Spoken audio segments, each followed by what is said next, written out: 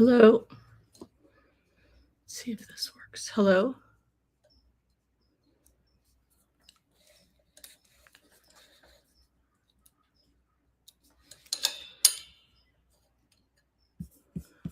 Can anyone hear me? I'm trying to make sure that you can actually hear me. Here, hold on 1 second. This should work.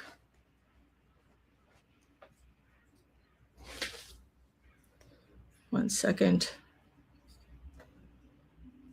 Can anyone hear me now? Can you hear me now? Can you hear me? There we go. Hopefully you can hear me. Is anyone here? All right. Sorry, I actually started, when I tried to start it, it didn't actually work originally. So now it should work. Hopefully this is all working now. All right. Yay, thank you guys. Oh, Stan, so good to see you. Stan from Quora Days. Wow, love seeing you. Follow Stan, anybody on LinkedIn or wherever he is. A really interesting guy. I'm so glad to see you. Anyway, thank you, Mahit. I really appreciate it. All right. I am going to just make sure. So I am also trying to multi-stream here. And ordinarily, like the last stream I had, we had like 350 people. That were viewing this at the same time. So we'll see how this goes in terms of the multi-stream. I'm just going to make sure that it's also up. Hold on, it's supposed to be streaming also on X. Let's see if that's actually happening here. I can't tell. Hold on. Did this actually start here?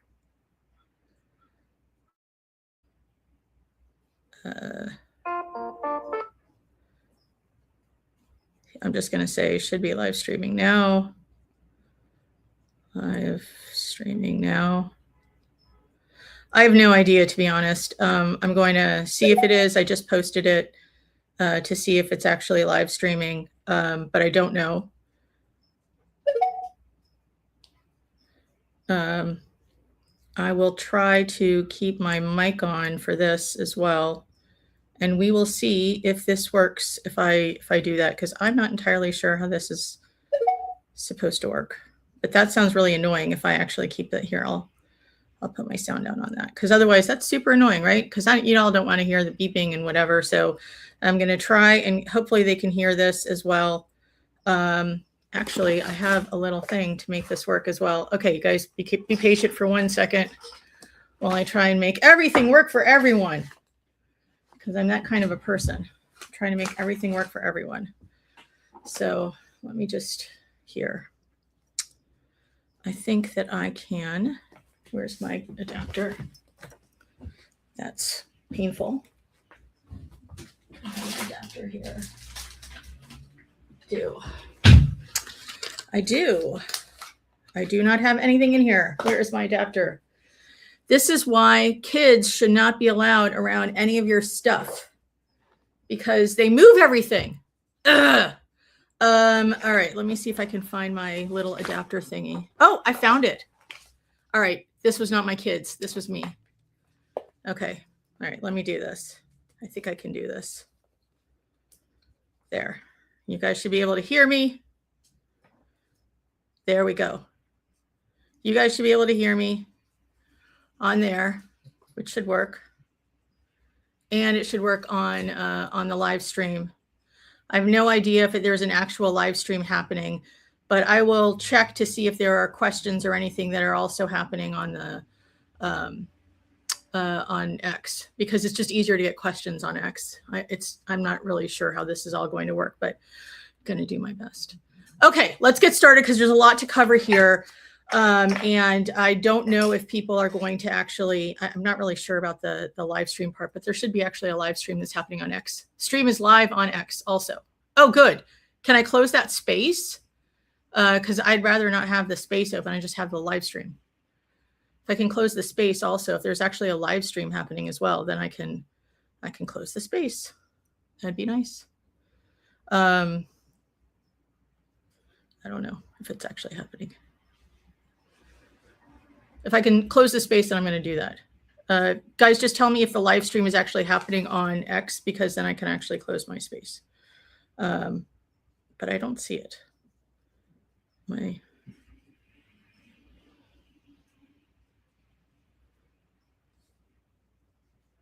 Well, I don't see it. I have no idea either. So I don't know if it's actually streaming on X as well.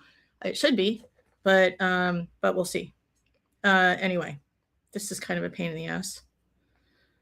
What a freaking pain in the ass. Okay, whatever. I'm going to do that. Okay. All right. I don't know if you guys can, theoretically, y'all can hear me. Okay, let's get started. Let's talk about tokenization. And thank you all for joining me.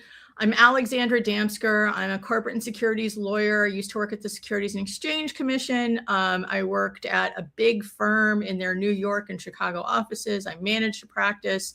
I ran a few companies, and I exited. I moved into blockchain in 2016, AI and quantum computing in 2019, because they're all coming together. And originally came into blockchain in order to build a company. That actually didn't work out, because when I came in 2016, there was just Ethereum and Bitcoin. And even though I wanted to build a financial marketplace, I finally realized that no one was going to wait 9 hours to close a financial transaction. So we bagged that. And but anyway, I was one of the few people that understood operations and regulation, and so I ended up speaking on a lot of stages and helping in a lot of platforms and protocols. And I became this de facto consultant to like funds and protocols and all sorts of different people. And eventually I was asked to write a book on finance and DeFi by O'Reilly, which is this big business publisher. And that's called Understanding DeFi. And that is by O'Reilly. You can get that book. It's actually really helpful if you don't understand finance or blockchain or DeFi, how it all fits together, how to build in that area, how money is made in that area, where the risk is, what the risk profiles should be, so you know whether or not you're getting into too much risk, something looks like it's a scam or something. I'm extremely good at calling scams. I've got a really long track record of it. So if you want to know why, it's because I have a lot of references for where scams are and what numbers should look like. So knowing what something should look like really helps you when it comes to understanding what looks wrong, right? When you understand what something should look like, when something looks really wrong, you have to say, well, is there something compensating or explaining why that looks wrong? If not, then it's probably either a scam or run by people who don't know what they're doing. Either one of those is not a good idea for you to invest in. And so that is generally speaking how I manage this area. And anyway, so I've been working in these three areas for quite a while now. And our next discussion is on Thursday. I'm actually changing the time to 4 p.m. Pacific, but it's on AI and intellectual property and protecting your assets and what assets you should protect and which ones you shouldn't, and how to actually create IP that is safer from LLMs, like how LLMs actually work. Because as much as you can rely on some law, right, to protect your intellectual property, it's actually better to understand how the technology works so that you design your IP so that it's harder for the LLMs to actually pick it up, right? And then when you are actually using an LLM, it's actually better for you to understand what's safe and what's not. So we're going to talk all about that. And it's really important for anybody who is, doing anything where they have a brand at all. And that's most people. So that's next week. I think on, what is it, the 26th, I'm going to say. I'm not sure, but it's on my profile if you look for events. The next one, it's AI and generative. It's like generative AI and intellectual property, something very cleverly named like that.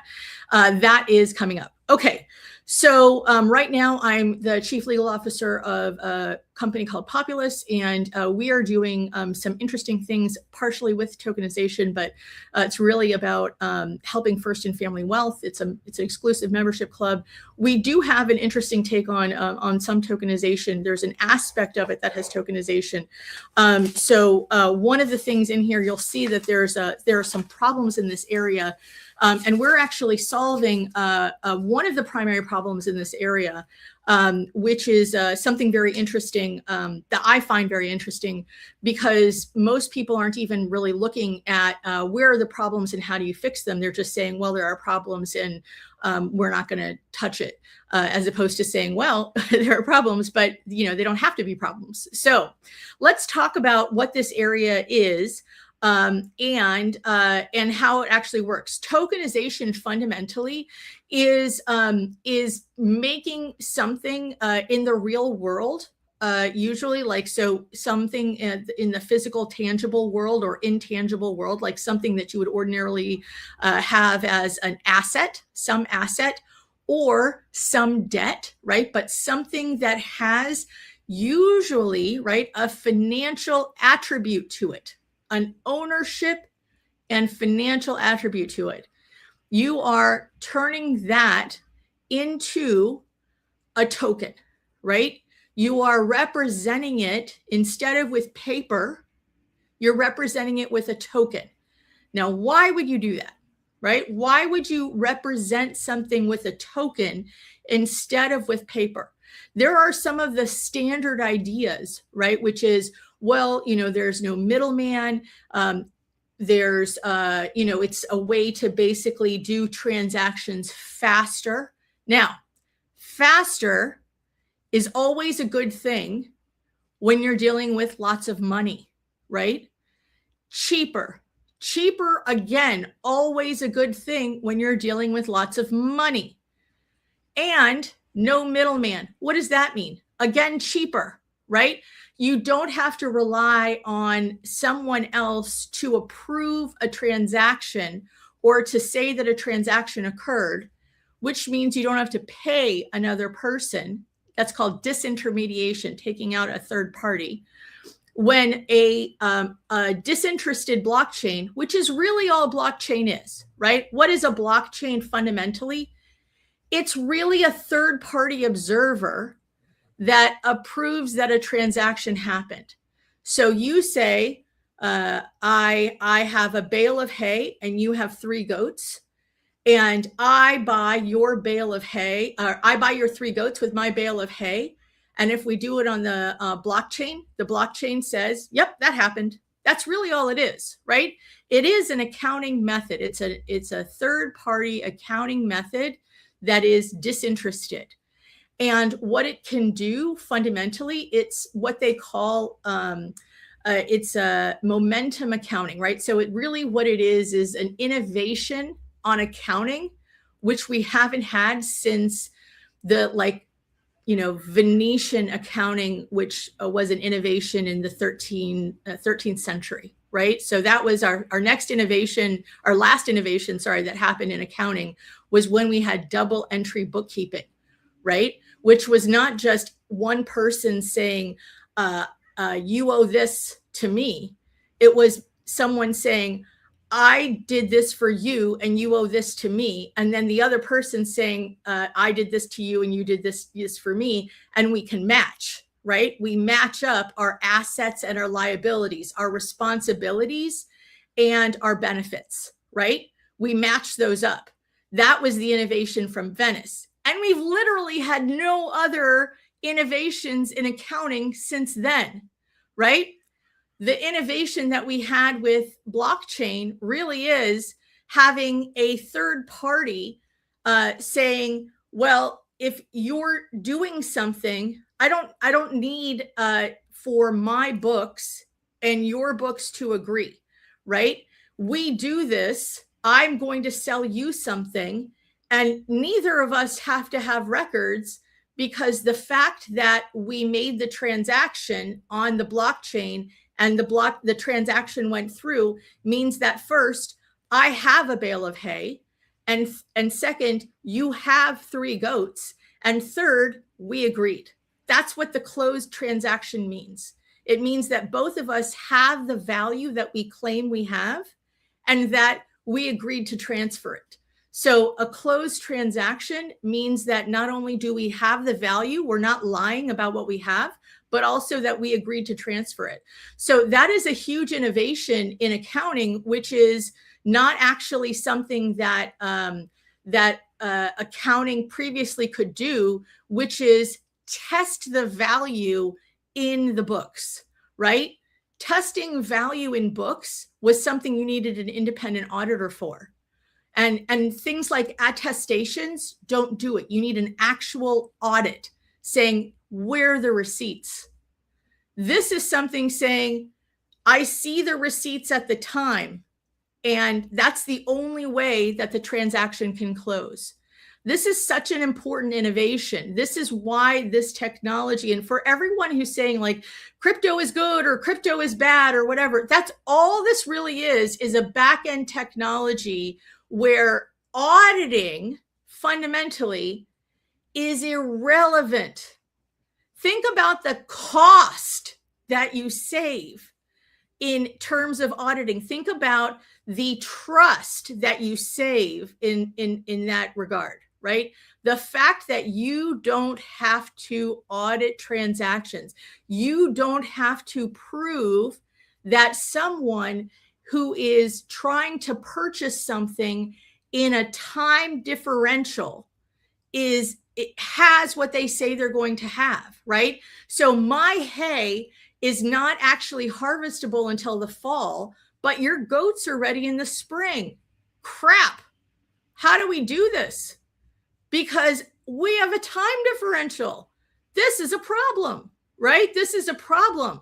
Now I have to trust, right, that either, right, now the goat person who comes to me and says, I have 3 goats now, well, they need hay, but they can't get it right now because it's not fall. So, but their goats are ready now. So they can sell them, but then they have to trust that I am going to deliver, that they're going to actually be able to bring some receipt, and that I am going to recognize that receipt, and that I'm going to have the hay to deliver. That's a huge amount of trust that has to happen, right? And so far in market economies, it's generally worked, but it has had huge problems, right? What if someone steals the receipt and then you give the hay to the wrong person?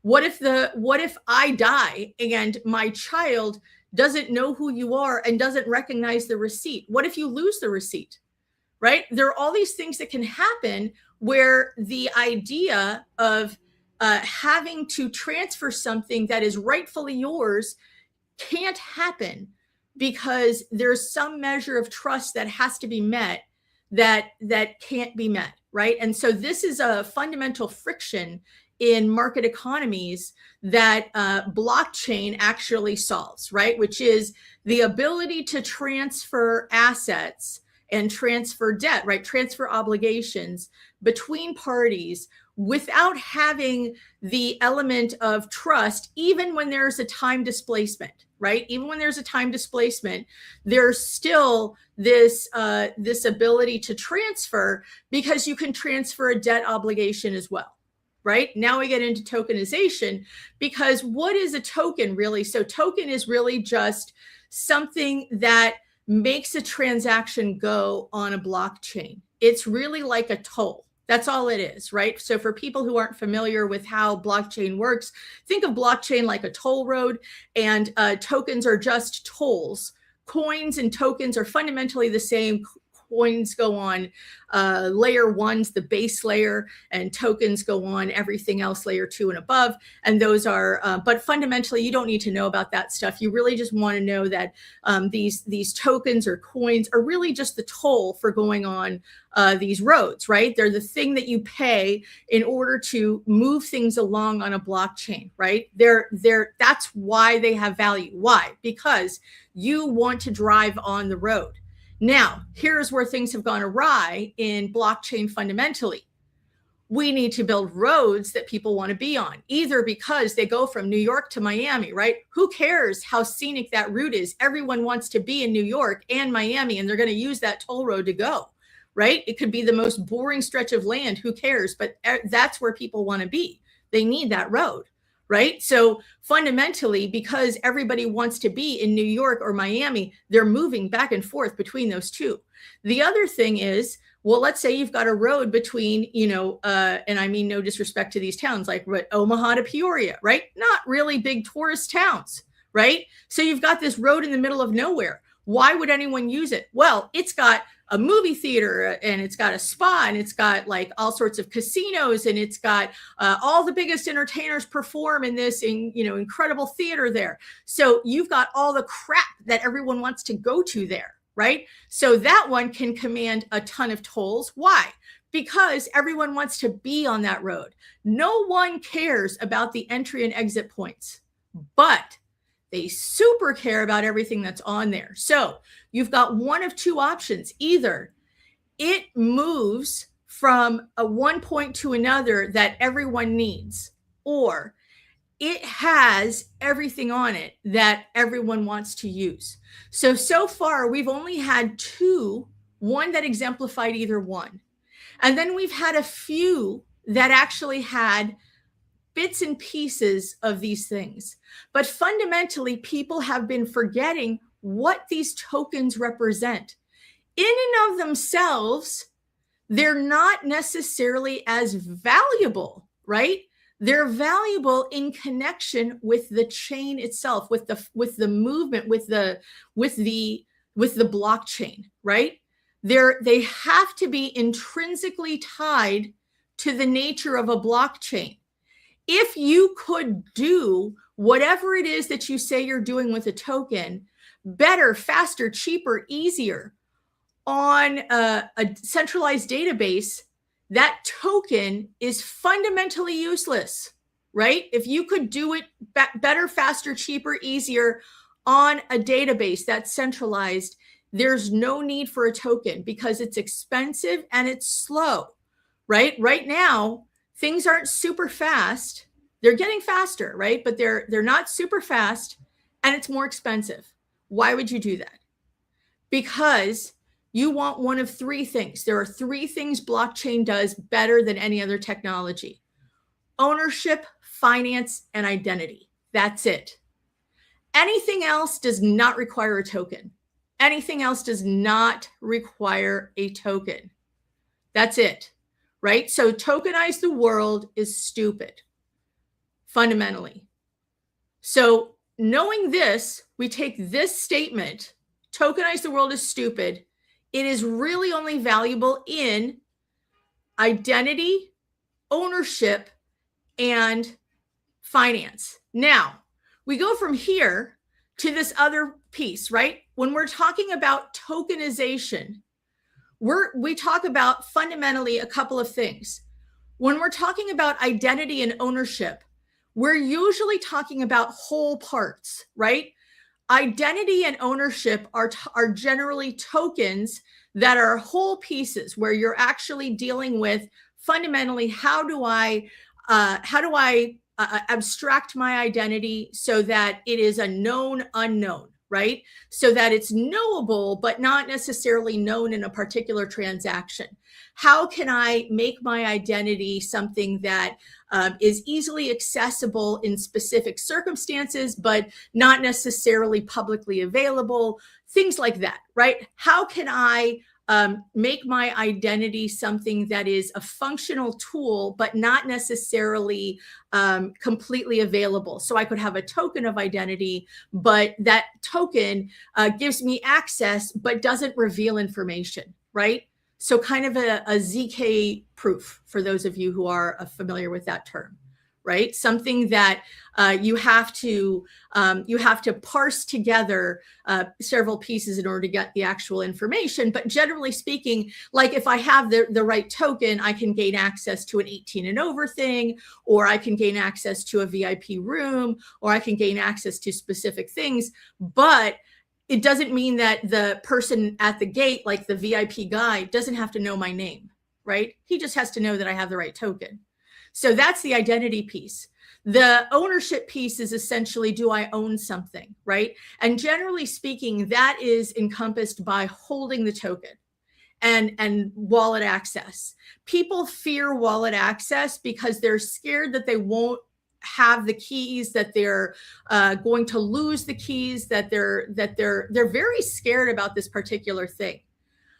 This is also training, right? We had specific training after the starting from 1936 on, that there was this huge push that essentially put the fear in people that we couldn't handle our own money.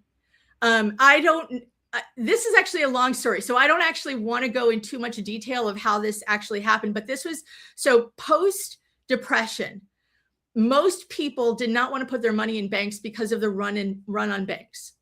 Then there was this active effort to encourage people to put money in banks. Why? Because without money in banks, the economy slows to a halt. China had the same problem.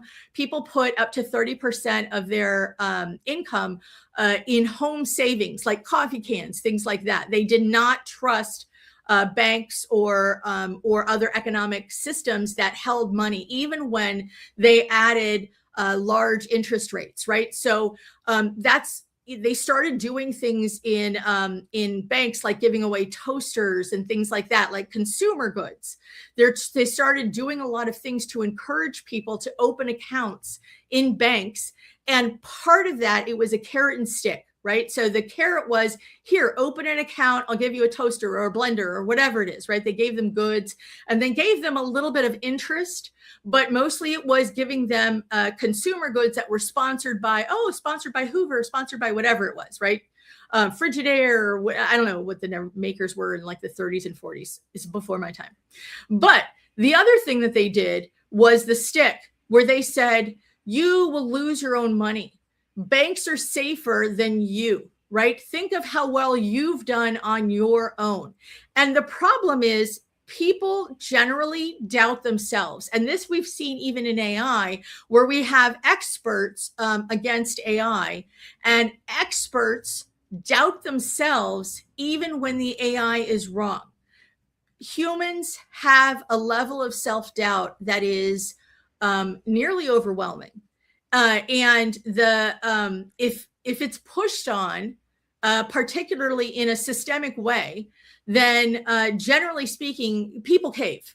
And most people don't have financial education. Like, that has come out, that has not ever really been a part of our school system.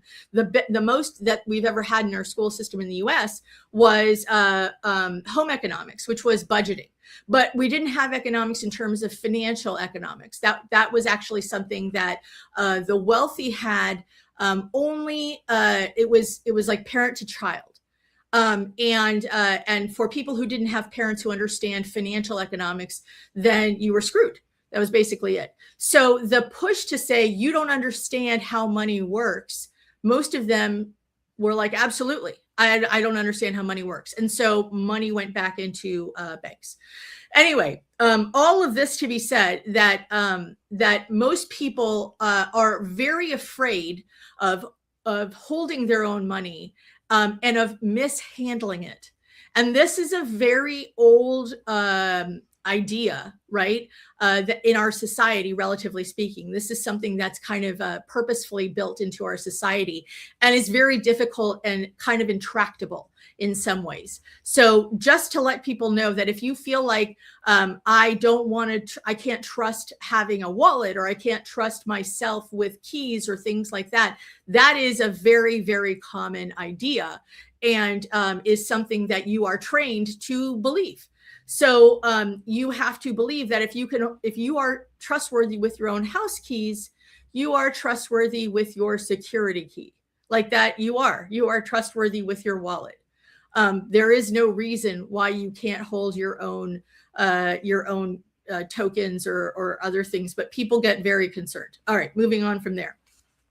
So let's talk about the last piece of this, which is financial. When we're talking about tokenization, and we use it in this term tokenization. Most of the time, that term tokenization is really about this financial piece. We're really talking about a derivative aspect, right? And we're separating out something like the obligations or benefits of something, and how to essentially pull that out of ownership, right? Either taking a piece of ownership or a piece of debt or something like that. We're separating out a stream of payments usually. And that is what we're talking about when we're talking about tokenization. It is nearly always the financial aspect. And finance works better with tokens. It does. It's cheaper, faster, and better. And that is one of the things that that people don't really understand about tokenization is it allows your assets to continually move. Your assets should never be sitting. Your assets should always be moving. Your assets should always be working for you, incurring some sort of benefit. So one of the things that we want to talk about here is what is the main issue with tokenization. So what we're talking about is when you tokenize something, you are essentially taking a piece of something and you're talking about taking the benefit of payments from that thing, right? That's really what you're talking about. Because when you tokenize, say, land, or you're tokenizing art or something like that, you're not saying, I want you to cut out 1/100th of that art piece and give it to me. You don't really want ownership. What you want is the benefit of a stream of payment. If you're talking about you want a piece of land, you don't really want like a 1,000th of that piece of land. Here's that little piece of ground for you to do something with.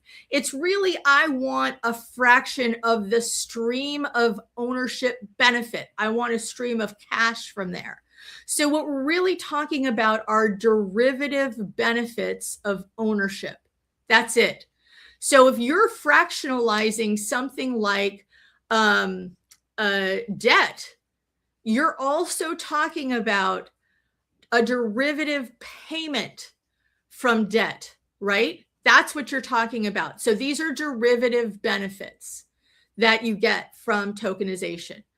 And that is actually a very different thing than ownership. So there's where we are in ownership. So we have a few issues and problems with asset ownership, right? Or with this derivative ownership.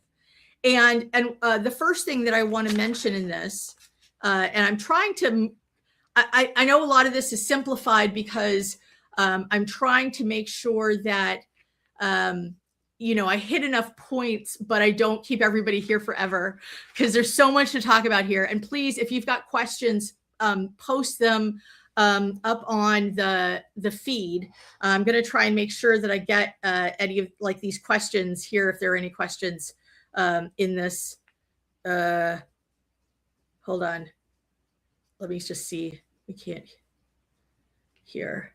I'm not able to hear. We can't hear you. Uh-oh. Shoot, something happened with that feed. Whoops. All right. I don't know if it actually didn't work on X. Oops. I'm very sorry for people who if it didn't work on X. I don't know what happened. I think the feed collapsed. But that's why I do it here, because the feed there is not very reliable. Okay. So I'm trying to make sure that I get as much done as possible here without actually overwhelming anybody. But okay, so what is the distinct value proposition for tokenization? So a shared system of record, flexible custodial arrangements, programmability, asset fractionalization, and composability, right? So those are essentially the 5 things that you get with tokenization. So the shared system of record that is something that's a big benefit. But to be honest, a shared system of record is something that you could create out of paper. The flexible custodial arrangements, that's something that you can in some jurisdictions, but not every jurisdiction, right? So remember, in the US, we have very specific custodial requirements. So not every jurisdiction gives you flexible custodial arrangements. Programmability, that you get, right? Programmability is definitely something that you get out of anything that's tokenized. And that is something that is a really important thing, because you can automatically limit what the payments are, who gets what, when it starts and when it stops. And the automation is something that should be very desirable to both the issuer and the holder, because that way you remove the possibility that the issuer can interfere. That is something that is that's really important. The next thing is the fractionalization. Fractionalization is important only to the extent that you can add in people that ordinarily maybe wouldn't necessarily be able to invest in whatever it is that you're doing. But most importantly, it's really about, remember that you're not trying to break up ownership of something. You're trying to break up a stream of revenue. And that's really what you're doing, right? So you're not really breaking out ownership. People misunderstand a lot of the ownership possibility here. And the law is very confusing, because the law favors fractionalized ownership. However, the reality favors fractionalized revenue, right? Not ownership. It's really unified ownership, but fractionalized revenue. This incongruity is one of the biggest issues, and something that Populous has resolved, right? This is something that is a major problem, because most fractionalization is going to end up being a security, and is going to end up being somehow, either you're going to have to do a registered offering, or you're going to have to do something with the CFTC, or it's going to be illegal, right? It's going to be very, very difficult for you to do these offerings. It's going to be more expensive to do the offering than the potential revenue that you'll bring in, right? Because the amount of ongoing documentation you'll have to do in ongoing compliance is actually very difficult. Interestingly, one of the things that's still required, and we're going to talk about the requirements in a minute, one of the things that you're still going to be required to do is audits. Why? That's another big issue. Why would you still be required to do audits when you are properly tokenizing? Because all of the transactions should be fundamentally audited, right? If it's properly done on chain, not things like Tether and others that mostly operate off chain. If you are properly on chain, everything, it's like you've done everything completely on QuickBooks and all you have to do is print it out. Why would you need to audit everything when everything is fundamentally done on chain? So fundamentally, this is an issue. Composability is another very interesting thing. And this is actually the future, because fundamentally, the way that a lot of tokenization works, even though it is blowing up in the bond market, and we'll talk about that, most of this works best with assets. And we're going to have CAO, what do we call collective asset obligations, right? Instead of debt obligations, CDOs, we're going to have CAOs, right? We're going to have composite asset obligations that are going to be bundled and traded. And those are things that are going to be composed entirely of collected tokenized assets that are more liquid and more reliable than debt. A debt-based economy, which is what we have right now, is fundamentally weaker than an asset-based economy. an asset-based economy is fundamentally what this tokenized economy is going to be. So when we think about tokenization, it's not about, scammery, right? It's really about finding the right things to tokenize and then making sure they're properly tokenized and recorded, and then making sure that the streams are properly distributed. We don't have all of the technology to properly distribute. One of our biggest areas that we don't have technology to properly distribute are when you have multiple holders on that are issuers. For example, when you have multiple holders that are issuing something that need to be paid, we don't have appropriate technology that automatically splits out all of the payment. So for example, if you're talking about if you have music that you want, that you have a copyright and you have the recording rights, right? And there are multiple people in the copyright that hold interest, and there are multiple people in the recording that hold interest, and you need fundamentally a split sheet that parses out all of those rights whenever anyone gets paid. We don't have that automated split sheet for a holder. That actually is a fundamental requirement. That is something that we need. There are several requirements, things that we need in technology that haven't been built for things like the music industry, for IP, for things like that. There are things that are in the backward flow, not the forward flow, right? We have some things that are missing in the forward flow for people to buy the rights, right? To buy music, to buy whatever it is. We still have things that are missing there, but people are not working hard enough on the backwards end to be able to purchase, when these things are purchased, how do the rights get split apart? How do they get substituted? All of those things need to be created as well. But when they're created, this blockchain system will obliterate that things like $250 million worth of royalties that don't get paid every year, right? They're just sitting on desks and in bank accounts. They don't get paid out to artists, and they're just sitting there. This would obliterate that. So things like that. Okay. So the next thing is, let's talk about the state of the regulatory world in the US right now. So I just want to talk quickly about, there's a new thing that came out from the SEC that is about tokenized securities. And first, the way that the US looks at tokenized anything is essentially whatever you tokenize, the tokenized thing is essentially treated the same as the underlying thing. So if your underlying thing is a security, then the token is a security. If your underlying thing is a commodity, then the token is a commodity. If your underlying thing is nothing, then the token is nothing. That is the way that the current regulatory structure looks at it. Okay, so that's in just a very simplified view.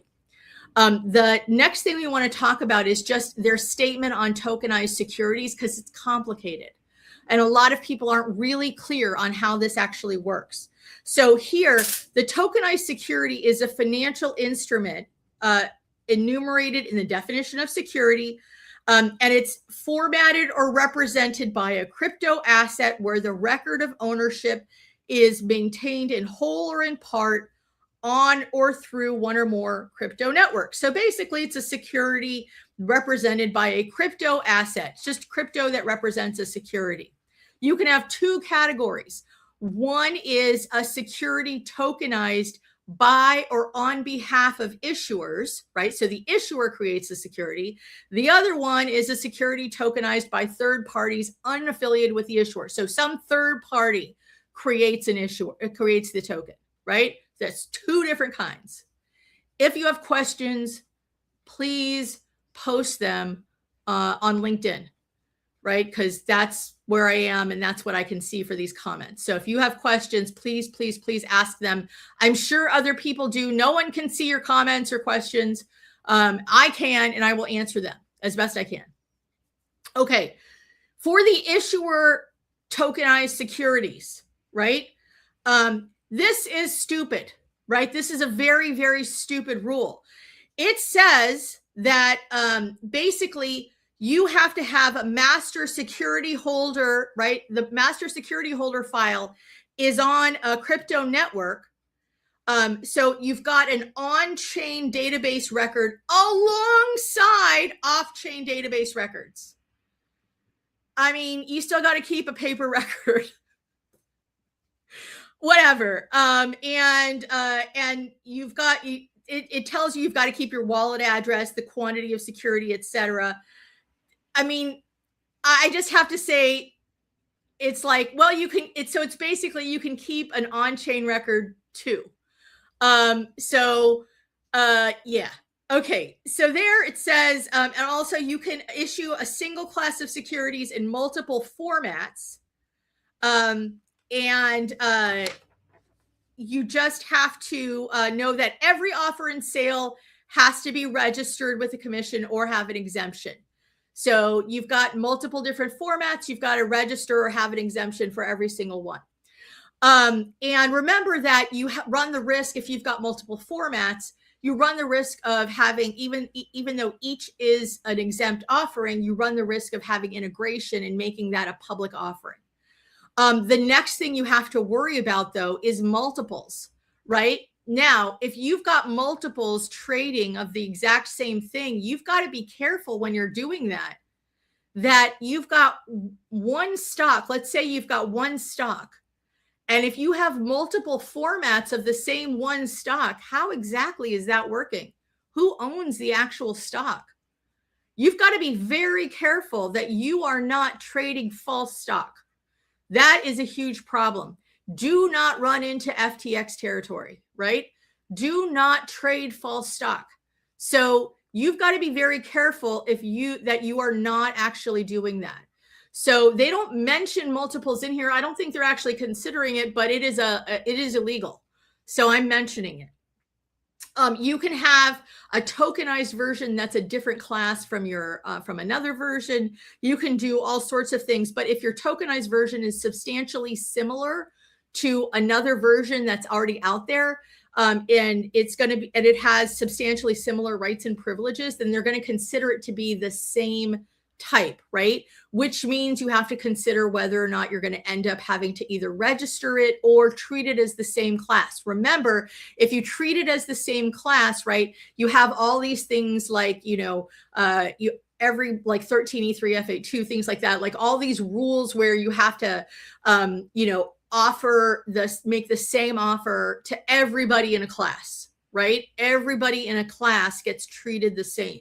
So make sure that you understand the risks of opening up another group that it ends up being the same class. Are you diluting yourself?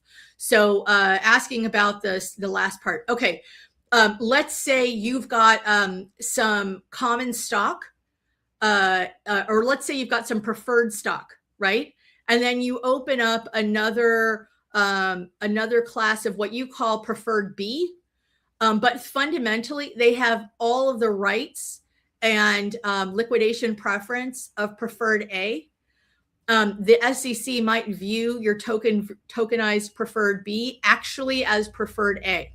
That means if somebody wants to buy out all the preferred A, they actually have to buy out preferred A and preferred B, because fundamentally it's still preferred A. And your preferred B then gets all the rights of preferred A. So fundamentally, they get treated the same. So preferred A just got diluted. It's not preferred B. Now there's just more holders of preferred A. And if preferred A was is non-exempt for some reason, then you have to think about, did my preferred B, now is that non-exempt? Should I have done that in another offering? So you have to think about whether or not you have now merged to form two different classes into one. Hopefully that's clear. So the next thing is you can, let's see. The crypto asset can also be used indirectly to affect transfers on the security holder file, which means like the crypto asset doesn't do anything but basically notify, sorry, my neck is hurting a little, doesn't do anything but notify the like holders that a transaction has occurred. Like I want to sell something, I sell my crypto.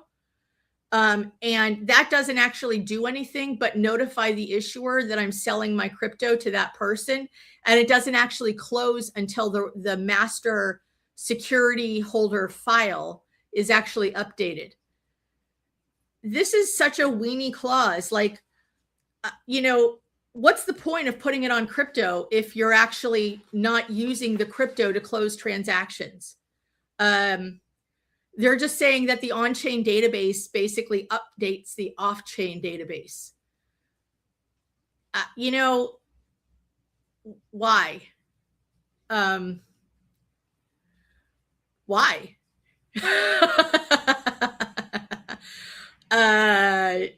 Like, it's like, you know, tell me you don't understand crypto without saying you don't understand crypto. But all right. Moving on to third-party sponsored tokenized securities. This is what FTX was doing, remember, with like Tesla and other stuff where they sold tokens of securities. They did it wrong, right? So we're not going to do it that way. This is an interesting thing that they're allowing these things to be done, because originally you couldn't do anything like this. These were synthetics, right? So you sold a token that represented a security of some form, debt or stock or something. And you used to not be able to do that, but this actually allows you under limited circumstances to be able to do that, which is pretty, you know, interesting. But FTX did it illegally, right? Because they had their right. They sold tokens, but those tokens weren't actually linked to anything. There was no drawer that held Tesla stock that had a 1-to-1 ratio of tokens, right? So it was like, oh, this Tesla stock is bought up, you know, right? Nobody can buy that anymore. And here's the token that represents it, right? Like there was none of that linking. So you got to have the linking. That would be bad otherwise, right? That's selling it otherwise. That's like just selling tokens and saying, you know, this represents my bike, right? But there's no bike attached to it, and somebody buys it, and it's, you know, like, this is for your bike, and you're like, well, where's the link? Where's the deed of ownership of my bike, right? That's attached to it, and there's nothing. And that was basically what FTX did. So we will not do that.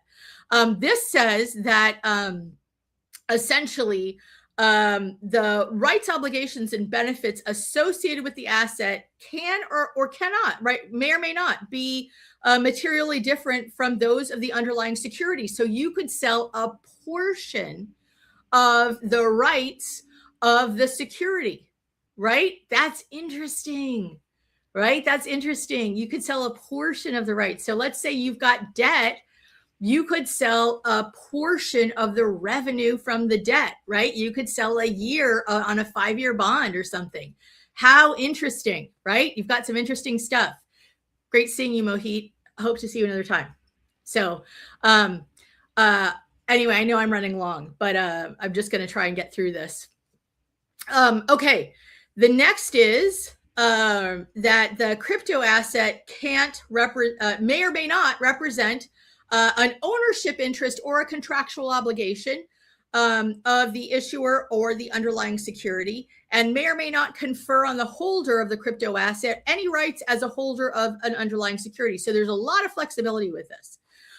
There are 2 different models that you can have, right? So the first model is a custodial tokenized version, which is essentially that the underlying security is held in custody, and so basically that that's what FTX purported to do, right? Which is that the you know, we hold a piece of Tesla we hold the stock of Tesla, and here's the security that represents it. Here's the token that represents it, right? The other model is representing its own security that provides synthetic exposure. So that would be FTX is holding, you know, holds a bunch of what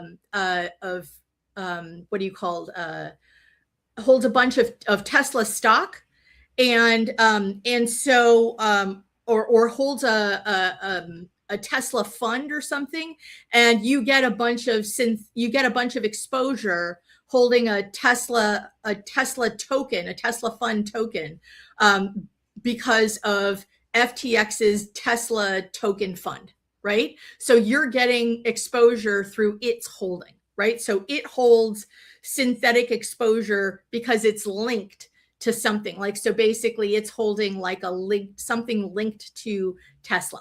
So that's basically what it's doing. So so for the first model is pretty straightforward, right? It actually holds the asset. The second one is a little more complicated, and this is a very new thing, but it has to be linked. The really important part is that it's actually linked to the security itself. There has to be some underlying link. It's not an obligation of the issuer of the reference security. It doesn't have rights, but the return is based on the underlying security. So it could be a derivative. It could be something like, you're getting paid, like, if Tesla goes up, you're getting paid, or it goes down, you're getting paid, like an equity appreciation. Yeah, exactly, Stan. Stan says like an equity appreciation rights agreement, something like that. And it has to actually be linked. There has to be a contractual obligation underneath it. It can't be just like a deal necessarily. It can't be just like a bet, right? Necessarily, unless it's a security-based swap, right? So a lot of these things are under the security-based swap agreement, right? Most of these things are security-based swap. Here's the thing to note about this second part. You have to be eligible to do a security-based swap. So if you are doing the linked security, you can be, to my knowledge, right? You could be anybody doing a linked security. If you are doing a security-based swap, which is essentially doing something with a referenced security, you have to be an eligible participant, right? That's the difference. So most of the things that people want to do that are security-based swaps, the security-based swaps that are essentially like, which, here's the definition. It includes any agreement, contract, or transaction that's a swap. And it's based on an index an index or a single security or loan, including interest, or the occurrence, non-occurrence, or the extent of an occurrence of an event relating to a single issuer or issuers, right? So if you're looking at derivatives, if you're looking at something like an equity appreciation rights, if you're looking at something like almost every kind of swap agreement that you're talking about, some other derivative agreement, you need to have an eligible participant. Eligible participants are essentially high net worth individuals, financial institutions, corporations. They're people who can take risk, right? That's who they are. And it usually has to be something that's traded on an exchange. So we're talking about big players in these swaps, right? Not if it's just a security, it's not necessarily someone who has to be an eligible contract participant. That's the difference. I hope that part is clear. It's just that the eligible contract participant is a much narrower group of things that you can do. The security versus security-based swap is the security part, just a security, is much smaller than the security-based swap, right? The linked security is a much smaller thing than the security-based swap. And they like the linked securities because it's attached to an actual thing. They like those better for anybody, right? Because it's actually attached to a security. So hopefully this stuff is clear. It's complicated otherwise. The way that they explain it, I find not particularly clear, but I wanted it to be as clear as possible for everyone else. Okay. What are some of the problems? Qualified investor versus accredited? Yeah, I mean, they definitely like, the quibs and qualified investors more. You can be an accredited investor because it's really a high net worth, but it's definitely more in the qualified investors, area. You're looking at, we're looking at financial institutions for security swaps. So you should look up the rules. Remember, nothing in here, and I should put it at the beginning, nothing in here is legal, financial, investment, or tax advice. But it is just here to help. It's general information. So I'm not, and I guess it's entertainment so that I don't want to get in trouble. I don't want to get anyone in trouble, but I'm just trying to help. Okay.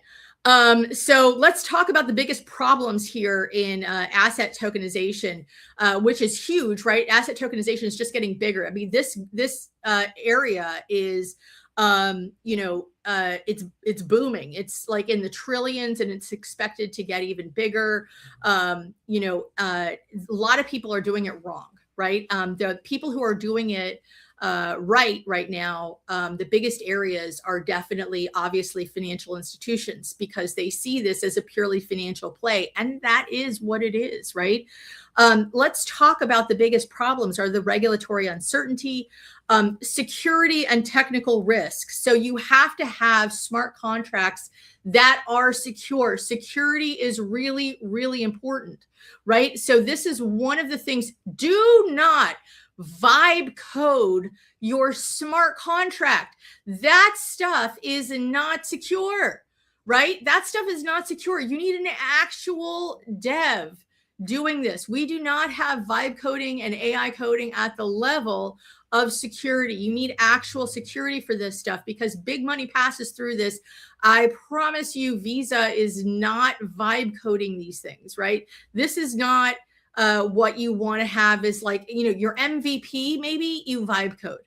Do not vibe code past that, right? If you cannot use your MVP to bring on real developers, then you do not have a real product, right? You need to bring on real developers who can bring on real security, which means, honestly, you're going to want as few bridges as possible. Bridges mean no security. So you want to get things that have as few bridges as possible. So that's going to be another issue, is making sure everything is fast and close to L1. And that is, for people who are not familiar, right? That's because you want certainty and closure as quick as you can for a number of these transactions. So we're going to need to focus on transactions and systems that have L1 closure quick and have speed, right? And where are we finding those things? In the Stellar Solana link, right? We've got that, the retail to institutional link right there. And they don't have a bridge, right? It's just a seamless connection from Solana to Stellar. Stellar does a lot of institutional work. So you're going to want something also that's cheap, because the whole point of this is being able to move transactions as quickly as possible. What's an L1? An L1 is a final layer, your base layer. That is where all settlement happens. Settlement happens on layer 1. No matter what people tell you about layer 2. So a layer 1 is essentially, when you look at it, you can have if a blockchain is a toll road, you can have your like rest stops and exits and stuff that go off of it. But fundamentally, in order to get anywhere, you really have to always connect back to the toll road. The toll road is the main road where everything happens, right? You can get shortcuts maybe on L2s or L3s, right? So they're layers that are kind of built on top or built on the side that shortcut things, make them faster. But fundamentally, they always go back to the layer one, right? That's why we call them ecosystems, because things can go around or faster or shortcut, but they always tie back to that layer one. So Ethereum has a huge number of things like Polygon and other things that are layer twos that were meant to shortcut proof of work systems because it was slow, but exactly the rails.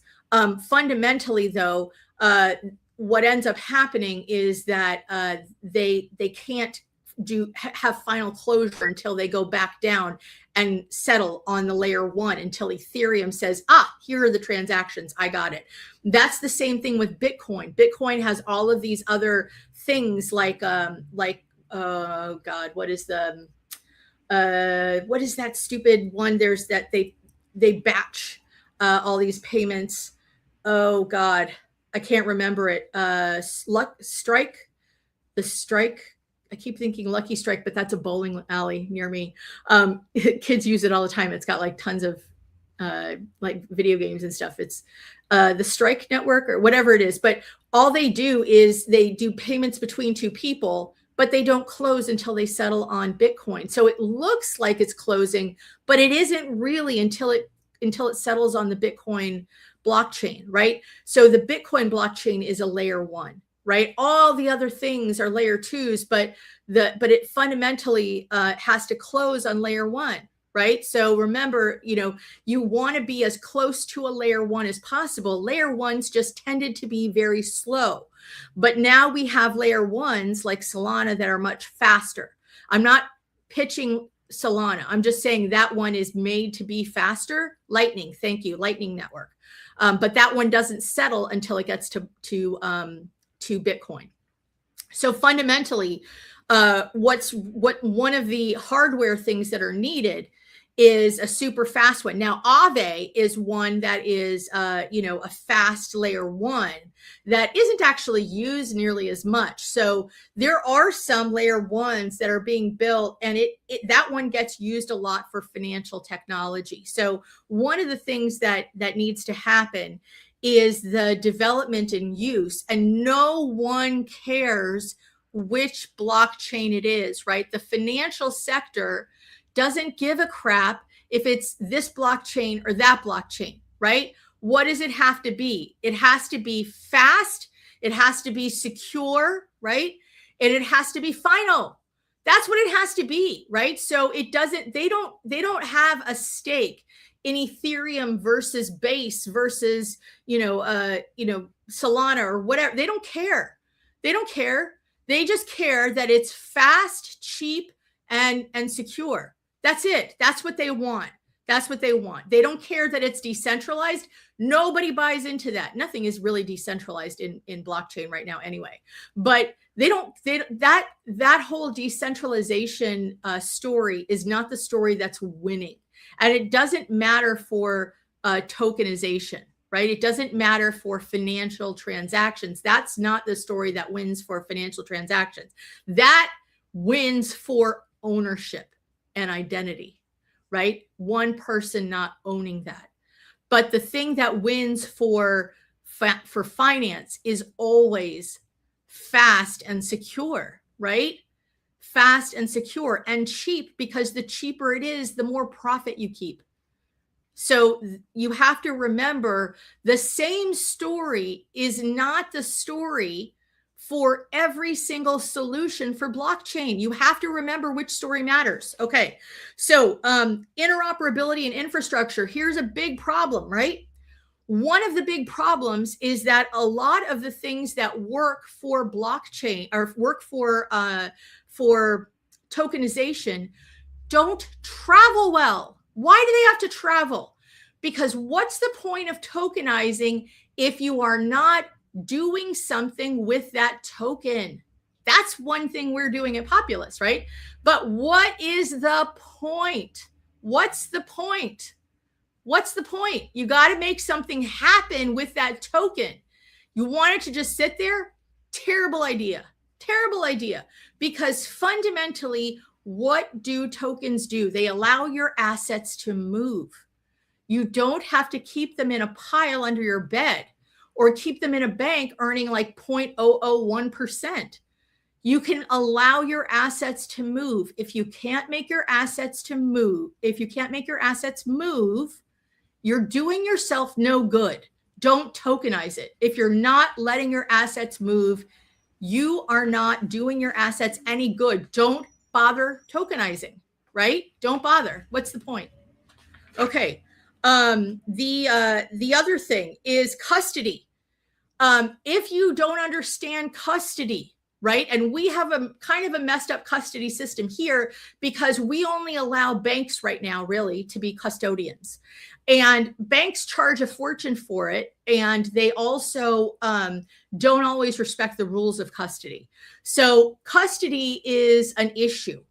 And the other thing is that sometimes it's impractical. A bank isn't necessarily the best custodian for a particular asset, right? Sometimes another trustee is a better custodian, or an insurance company is a better custodian, or, a landowner is a better custodian. But right now we really only have a limited ability for custodians, but your custodians must be a proper custodian. If you don't have a proper custodian, then you risk having too much liability, right? So first, you blow all of your exemptions that you might have. Second, you introduce an enormous amount of liability. Do not make yourself a custodian. Do not make yourself a custodian. That is not a good idea. That is not legal advice. That is just a suggestion. I do not recommend it very strongly, right? Do not make yourself a custodian. And the other issue is market fragmentation. That's another really big one. Market fragmentation, and we talked about regulation. So there's market fragmentation and regulation. We've talked about regulation a little bit, that our regulation is really very convoluted, and you have to know actually about 7 different areas of law in order to really understand how to tokenize. Most lawyers are not taking this on like a challenge, right? They really want someone to pay them in order to learn this area. Lawyers, stop doing that. Take the challenge, right? You have to learn these areas. You have to learn IP. You have to learn finance. You have to learn securitization. You have to learn securities. You have to learn commodities. You have to learn about economics and finance. Honestly, I know that most lawyers don't know about this stuff. I'm doing the best I can to teach people these areas, but you have to know these things in order to really understand how this technology works. Right? You have to understand these things, and you have to know AI. If you don't know how these things work, it is going to be very, very difficult for you to function with these areas, right? It's going to be very, very difficult. So for the regulation, one of the reasons we have a big problem with it is because a lot of the people who are creating the rules do not understand how these things work. And every time I hear, the David Sachs and legislators talk about this stuff, it makes me cringe because they don't actually understand a lot of these things, right? Saying that Ethereum is a big computer is wrong, right? A lot of these things they're not what they say. And it's reflected in the regulations that we're getting, and that's unfortunate. So we have a lot of conflicting information. You can see from the Clarity Act versions from the House of Representatives versus the Senate Banking Committee, they're looking at different things. They're not talking to each other. We have very siloed communication, and that results in very different, non-reconcilable regulation. And that's a big problem, right? That's a huge problem. And there's no reason for it, really. Anyway, the big problem about market fragmentation is also that we have not enough liquidity in this system. That's another thing that Populous works on. But the lack of liquidity is because a lot of people are thinking only about their side of the market. Think outside of your side of the market. Don't think just about what you're doing to tokenize something. You have to think the other side of the market. Who might want it, right? How do you build the demand on the other side of the market? How is that going to happen? That's a super important thing to think about, because lack of liquidity is really because Not because necessarily what you're doing is bad or what you're doing isn't in demand. It's because you haven't really thought about how someone else is going to find what you're doing, how someone else is going to fund what you're doing. Where is the money for this? Where's the demand? How are you going to meet each other? Building a marketplace is a very difficult thing. You have to think it through entirely, not just, can I do this? Should I do this? Is this the time to do this? How do I make all the sides of the marketplace aware of what I'm doing? It's very important that you think about it in terms of a full marketplace as opposed to merely one side, right? Don't think about these things in one side. You have to think about nearly everything that gets tokenized in terms of a marketplace and filling both sides of the marketplace. All right. In terms of, I'm not even going to get into the taxation and stablecoin issues because we have gone through a lot, but there's just so much to talk about in terms of, of that.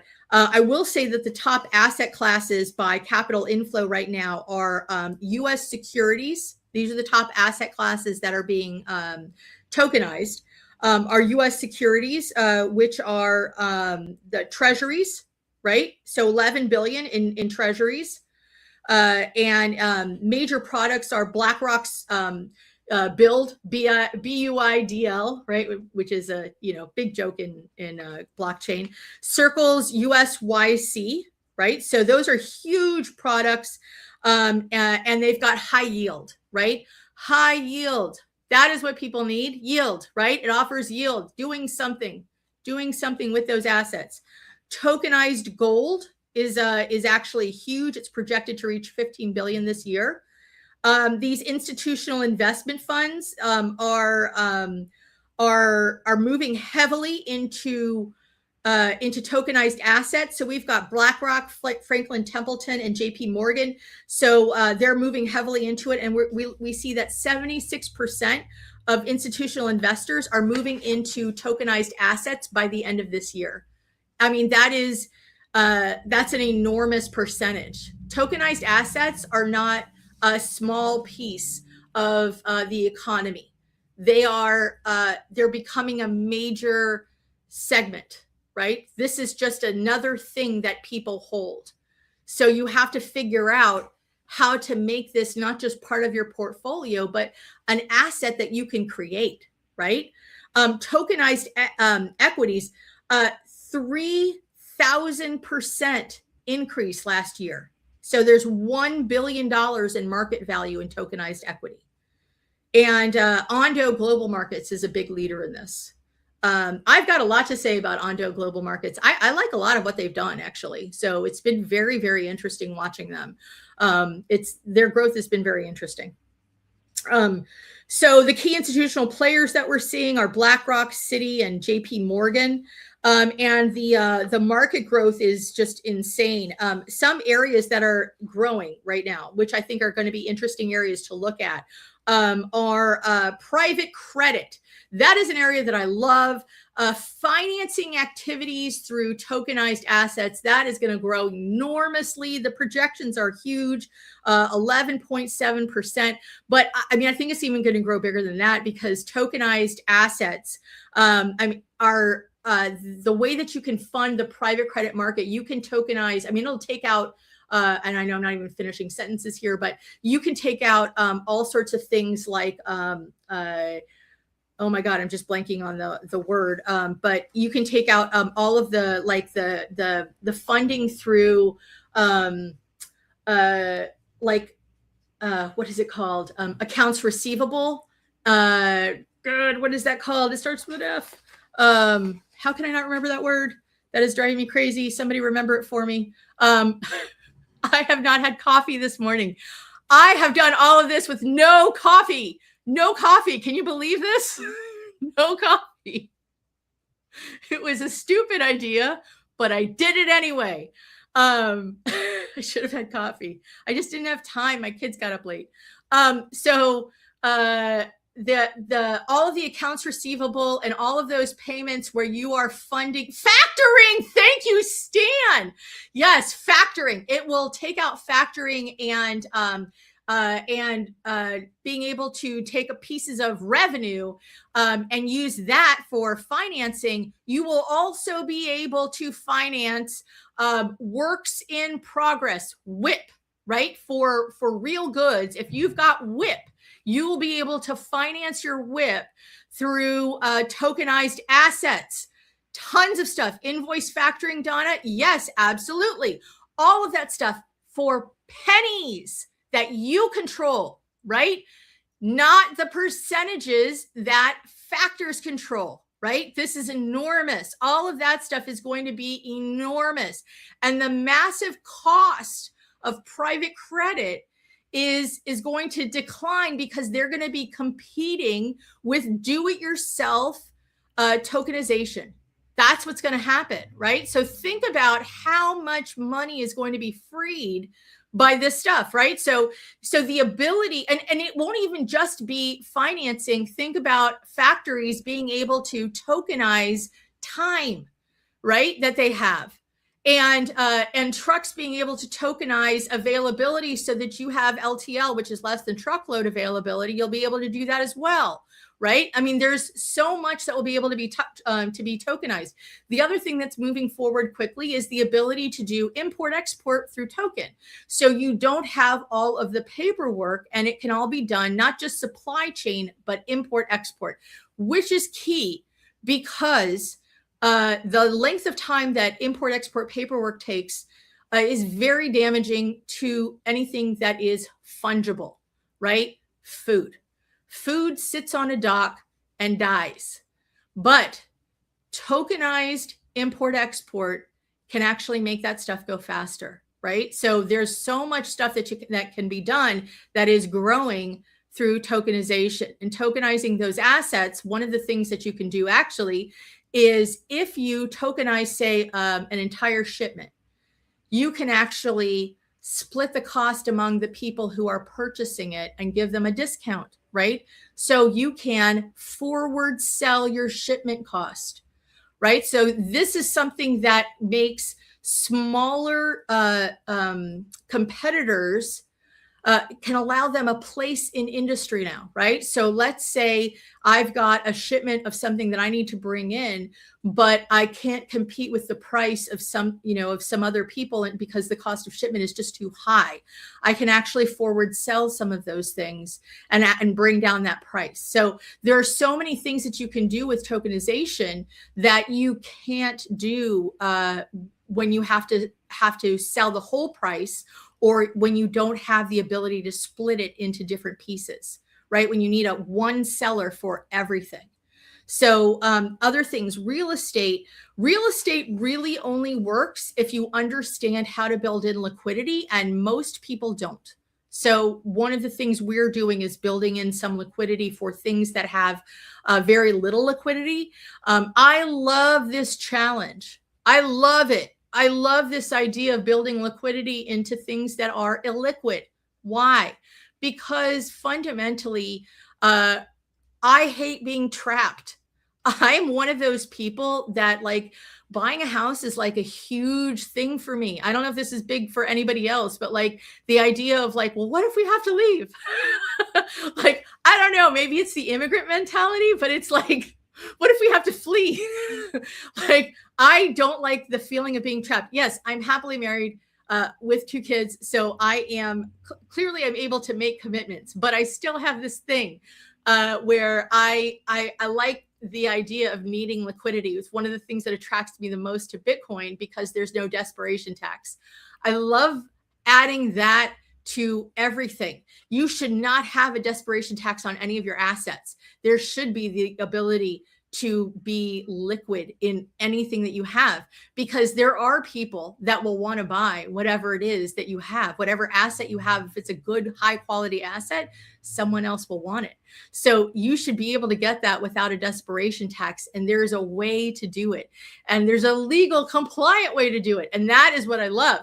So that's like the thing that is super exciting to me about this, because I love the idea that we now have this freedom. Another thing here is, intangible and intellectual property rights. We have not gone far enough in being able to do this. We started a few years ago with, like, I think it was Opus did this thing with IP for music. It hasn't really moved that far. And part of it is because there isn't really a marketplace that really works for moving rights. And a lot of it is no one knows what to do with the rights, right? We don't have a real market for secondary rights. What happens if you buy, Beatles songs? What do you do with them? Do you have a connection to get them remade or have artists redo them? Like, there's still a limited market in what to do with those rights, right? That's the real issue. Again, you've got to think through the marketplace when you create these things. I know I'm pointing a lot. I don't mean to be offensive about that, but I don't know why I do that. But anyway, so you have to think through these rights in their entirety, right? Which is, yay, I want to be able to buy and sell rights. And the artists are like, yeah, you can have a portion of my rights. And you have a retail investor who's like, yay, I've got 1/100th of a Mariah Carey song. And then you're like, well, what do I do with that? Right? You could have revenue coming in, but you have no way of actually getting something from this, right? You've got no way of doing, of making money from that. You don't have a real marketplace for that because you don't know how to monetize that. You got to think through the whole thing.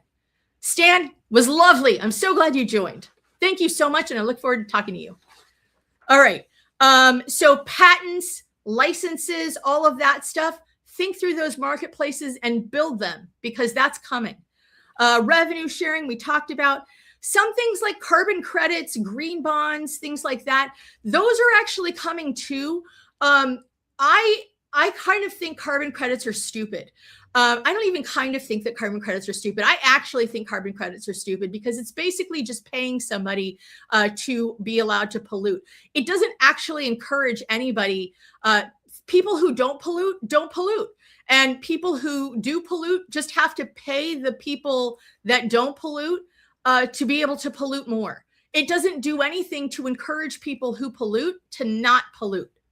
It doesn't do anything to do that, right? It's just transferring money from the people who pollute to the people who don't pollute, but it doesn't change anyone's behavior. Carbon credits are a flop. They didn't actually do anything. So it's a really stupid idea. It doesn't do a damn thing, but yay, they're out there. I don't really get it. And also all of those carbon credit programs where, you plant trees or whatever, it turns out about 7% of that is actually ever done. So I don't know really what people are paying for. It would be nice instead if all of the people who I guess over polluted had to plant an equivalent amount of trees. Maybe that would actually be something to offset the amount of carbon that they produced, right? They had to plant the overage in trees somewhere, right? But at some point we'd have enough trees and they're still polluting. Then what do we do? I don't know, right? I really don't know. But somebody has to think this through better because nobody's changing their behavior. They decided the penalty is less than the profit. So this didn't work. The end. Okay. Another one is, fine arts and alternative investments, luxury goods. Those are moving up. We all know about those. Those have been going on. And private credit, institutional funds, trade supply chains, things like that. We've talked about those. Let's see. Operational and structural challenges. We've talked about a lot of those. We've talked about a lot of these. Okay. So who should not do this? I'm gonna end on this one. Who should not do this, right? So I haven't talked much about bonds or things like that. It is shaking up the stock, bond, and crypto markets. And it's definitely happening in the bond markets. The bond markets are definitely pumping, and they're you're fractionalizing bond markets. Now, here's the problem, though. People are buying tokens on bonds. they need to understand, if they're buying packages of bonds, especially, what that underlying package looks like, and they're buying appropriately, like the appropriate level of risk for them. They're not actually buying bonds that are too risky for them, et cetera, right? So you have to be careful when you're buying bonds that you're buying something that is risk appropriate. And that is something that, we're seeing, right? We're seeing people that are actually, buying inappropriate level bonds. But the bonds right now primarily are just treasuries. And for those, buying a smaller portion of treasuries, et cetera, it is what it is. It's just treasuries. So, there's a lot that's happening. We're seeing a lot more tokens happening. The one thing that I don't want to see are tokens that are happening like the stable coins from the banks, because those don't go anywhere. Those aren't even used. The stable coins that banks issue under the Genius Act sit. They don't do anything. They don't trade. They are literally just a representation of your deposit. And it's only because they don't want to actually pay out any sort of interest. So the tokens that they use that actually get like moved in the system are deposit tokens. They're a completely different token. You don't want to create tokens that don't move. You want to create tokens that actually move, right? Not tokens that are just a representation of something. We keep getting regulations that contemplate tokens that are just representations of things. That's not functional. You need to have tokens that actually move. They have to do something. Otherwise, why have a token? What is the difference between a token that represents something and the thing that in the paper that represents something? The difference has to be that token can do stuff. It can go into things, right? It can go through, like, it can be used as collateral for something. It can go through an application or whatever, right? It can go through a protocol. It can do stuff. You have to have stuff to do stuff, right? If it doesn't do stuff, what's the point? So what shouldn't be in one of these protocols? I know it's like an hour and a half, which is way longer than I usually go. Low value, high velocity physical goods. These do not belong on tokens. Why? Gas fees? They're super expensive. It's expensive to do it. It's not worth it. Don't put your cheap crap on tokens. It's not worth it, right? It's not worth it. It's not worth the cost, right? So you don't need like a digital representation of something, of like consumer goods or things like that. Those are not great things to trade. If it's like a very high-end luxury good, that's one thing. But your $300 sofa, no, it's not worth it, right? It's not worth it to trade, to tokenize it and trade it, right? The only thing that might be worth it to tokenize is something that you need to have an ownership for, right? Like high-end sneakers or that luxury purse. But again, we're in luxury, not common consumer goods, right?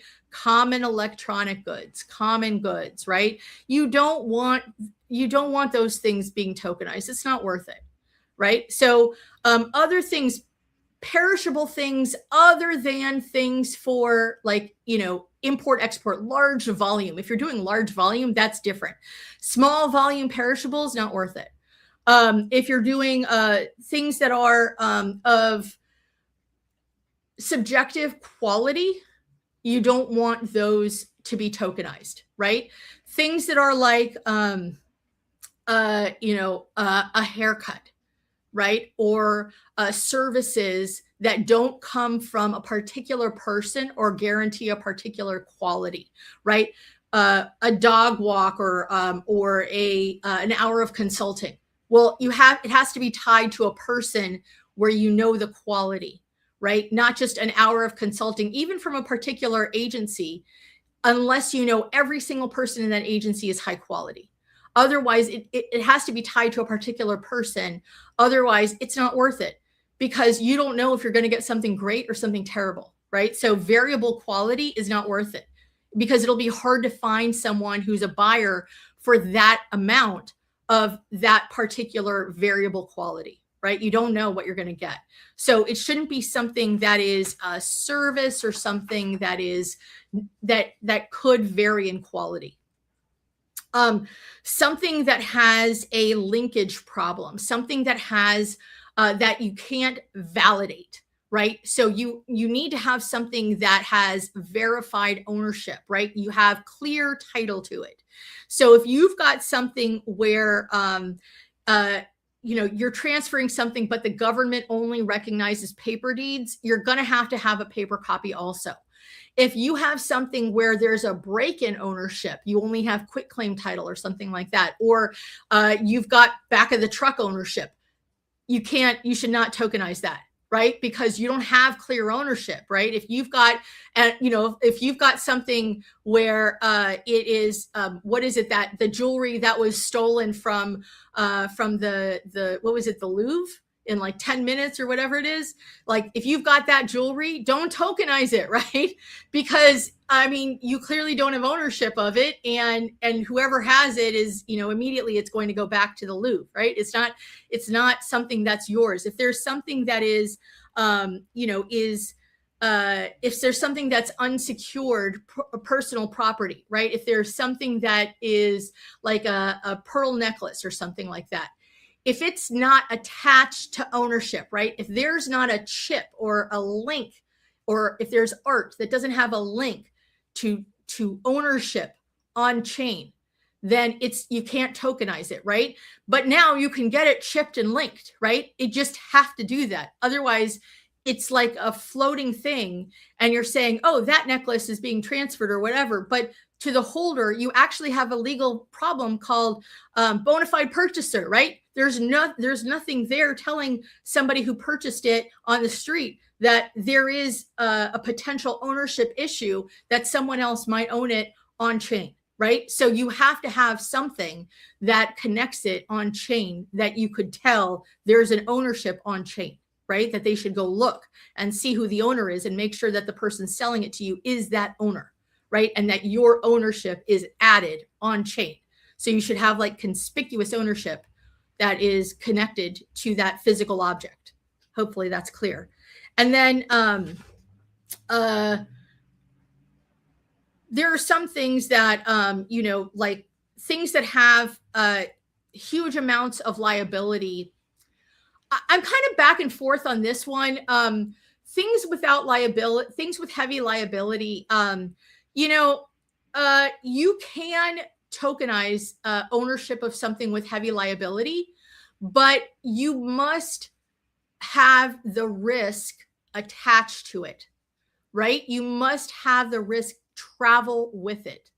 So that's the issue, is that it's on you to make sure that buyers have knowledge of the liability attached to it. So just make sure that you have informed buyers. That's it. Otherwise, you have problems later on. Let's see. The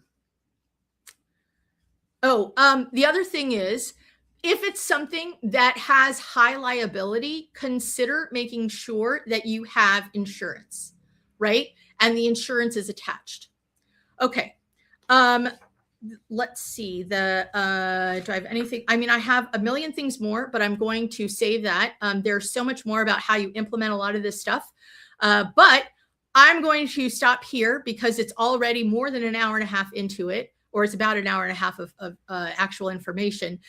So that's about my limit on how much I'm going to do. I always have so much more. But if you're interested in what I'm doing with my co-founders and Populous, you can always look at populous.co. I think it's www.populous.co. If you are interested in more information from me, you can look at the Damsker report, which is on Substack. Follow me here on LinkedIn, and you will see my I do this weekly. You'll see my my economics and markets reports. I'm doing these every week. I'm doing them on Thursdays. Next week, I happen to have a conflict, so I usually do them at 10 a.m., Pacific, but I'm going to do the next one at 4 p.m. Pacific. And it is on AI and intellectual property and how to protect yourself, how to create IP that is not replicable by AI, and how to use AI responsibly so that you don't interfere with IP, and how the LLMs actually work, just so you understand how the technology is actually working. There are a lot of people that think it is something that it is not. So please share, let everybody know that I'm doing these things. I hope they're very helpful. And I don't really know what else to say because I, again, have not had coffee. I really appreciate all the comments and the questions. They help a lot. They let me know what to say and what not to say. I'm going to try and bring guests on whenever I can. I was not super able to do that. I wasn't prepared enough to do that because I was away in the Caymans last week. And so I was not able to do that for this one, but I will try and do it for the AI one if I can. And let me know in advance if you have any questions or comments. And I look forward to seeing you next week. I guarantee you're going to have information that you didn't have before. You will learn something, and it will be as entertaining as I can possibly make it. I will try and have coffee. So take care, everyone. Have a great weekend. I will see you next Thursday, I believe at 4 p.m. Pacific. So take care, everyone.